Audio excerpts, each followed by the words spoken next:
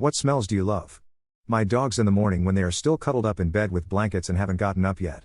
There's just something warm and charming about it to me. Pretty much everything on here. But one that stands out for me is a combination of charcoal smoke, a vegetable garden, and pool chlorine. If I smell any of those individually, it's lovely. But the three combined always throw me back to barbecue pool parties at my grandparents' place.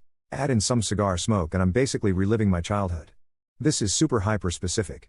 But there's a part on the Disney ride, Soarin', where you fly over Taj Mahal and it smells like roses and jasmine, and it is a favorite smell in the entire world. Weird smell, nail polish. Normal smell, when you are making dinner in a crock pot/slow cooker. And leave for a while. And come home and the dinner smell punches you in the face. Used to live in a small town and would walk to preschool. There was a house with these yellow flowers and years later found out they were yellow primrose. Always reminds me of better days when I smell them. Haven't smelled that smell for about 20 years now. I love smelling my cats. I know that sounds weird. But their fur just smells warm and inviting. Bonus when they purr. As far as stereotypically good smells, I love how all the different seasons smell. Spring has that flowery smell. Summer smells like nostalgia. Like playing outside with a garden hose. Fall is a kind of earthy smell. And winter has this crisp, burnt smell in the air. The smell of insulin outside for at least 30 minutes lol. I know that's weird, but hear me out. As a type 1 diabetic, my favorite memories are when I was at diabetic camp. A diabetic camp will have lots of insulin on site. The smell reminds me of days where I was happy at camp. How to get a guy's attention. With guys you have to be very upfront and to the point. Especially in today's society where guys can't look in a female's direction without being labeled something negative. A good "hi, want your dick sucked" should help seal the deal pretty quick, but if that's too forward, just ask him if he wants to take you out. If he says no, ask to take him out. Signal flares. Blinking lights. Loud horns. Firecrackers. A toy lightsaber. Airplane marshaller sticks, those orange light sticks they wave around. If you're in the US, a Glock. A flamethrower, banned since World War II for inhumane death, tough to get, and I shit you not, a tank. No guy will ever not notice you if you roll up in a tank. Hell, every guy in the entire parking lot will not notice you. /GLHF.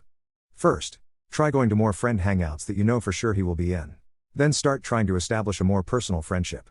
When you think it is the right time, pull the plug and tell him how you truly feel. Be simple and straightforward with it, like a simple "I think I love you" or "I think we should try taking our relationship further" and quat. Sometimes, kindness can be misleading and thought out to be flirting. Anyway, you need to do research. Things like, what are things that he likes? It will be stalking if you are caught. So don't. Or you could just ask him casually and then talk about it like a normal person. Well, my dear, step into my office. I offer surefire solutions. For this particular problem, my deal is simple. Use cocaine. You will become skinny, funny, and your teeth will shine white. You will be able to lie with ease. Powerful men will flock to you. Naive men will fall under your spell. Who the hell is the demographic for those reaction videos on YouTube? I like older music, so I like some of the older reactions to my favorite music. Once it's copied so many times, there's no way anyone was genuinely reacting to it. It's likely some of the originals weren't genuine reactions, but I do like seeing especially younger people like music that's even before my generation.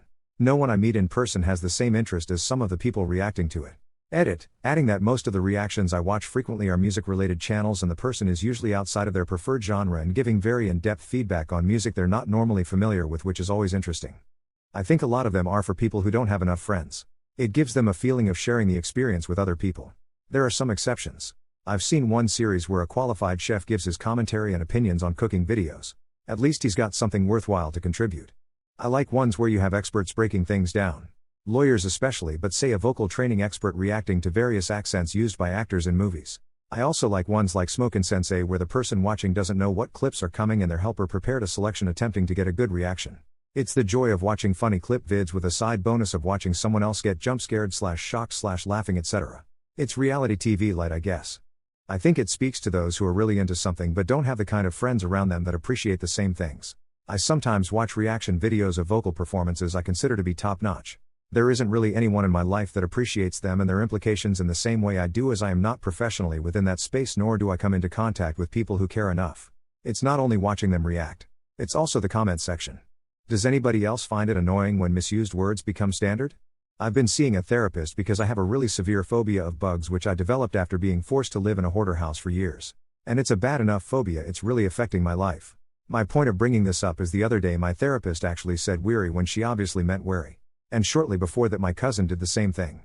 I also saw a streamer I used to watch make the same mistake. It's wild that the misspelling has now transferred over to people also verbally saying weary when they mean wary. It does bother me, And I know people get pissed if you correct them, so I just don't say anything.